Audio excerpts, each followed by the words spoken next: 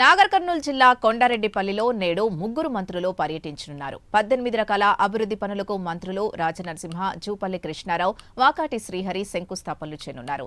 గ్రామ అభివృద్ధి కోసం రాష్ట్ర ప్రభుత్వం మొత్తం 91,71,00,000 రూపాయలవుతుందని అధికారులు అంచనా వేస్తున్నారు.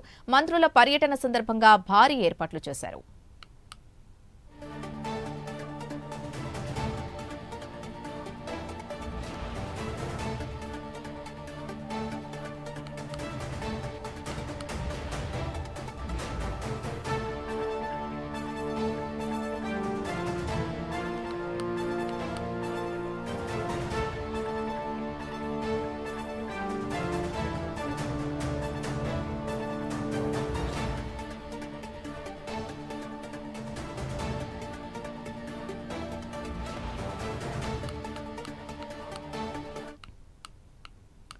నాగర్ కర్నూలు జిల్లా కొండారెడ్డిపల్లిలో నేడు ముగ్గురు మంత్రులు పర్యటించనున్నారు. 18 రకాల అభివృద్ధి పనులకు మంత్రులు రాజనరసింహ, జూపల్లి కృష్ణారావు, వాకటి శ్రీహరి శంకుస్థాపనలు చేయనున్నారు.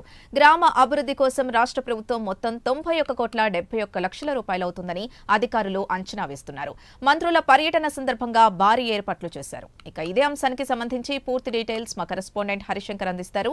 హరిశంకర్, నాగర్ కర్నూలు జిల్లాలో ఈ రోజు ముగ్గురు మంత్రులు పర్యటించబోతున్నారు. ఏదైతే అచ్చంపేట నియోజకవర్గంలో ఉన్నటువంటి వంగూరు మండలం కొండారెడ్డిపల్లి గ్రామంలో ఈ రోజు మంత్రులు దామోదర్ రాజనరసింహతో పాటు జూపల్లి కృష్ణారావుతో పాటు అదేవిధంగా వాకిట శ్రీహరి ముగ్గురు మంత్రులు కూడా పర్యటించబోతున్నారు. ముఖ్యమంత్రి రేవంత్ రెడ్డి సొంత గ్రామమైన కొండారెడ్డిపల్లిలో పలు అభివృద్ధి పనులకు శంకుస్థాపనలు ప్రారంభోత్సవం చేయడానికి వీళ్ళంతా వస్తున్నట్లు కూడా తెలుస్తుంది. అయితే దీనికి సంబంధించి భారీ ఏర్పాటు అయితే కొనసాగుతున్నటువంటి సిచ్యువేషన్ ఉంది.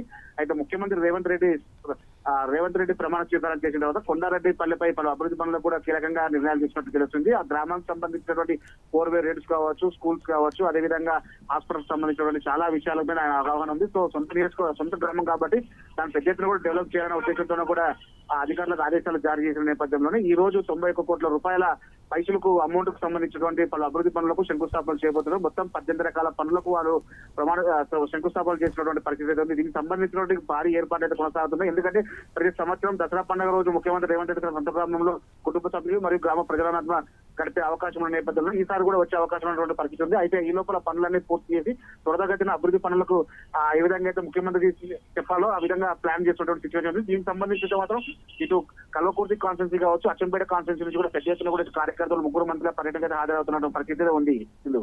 Thank you Harishankar.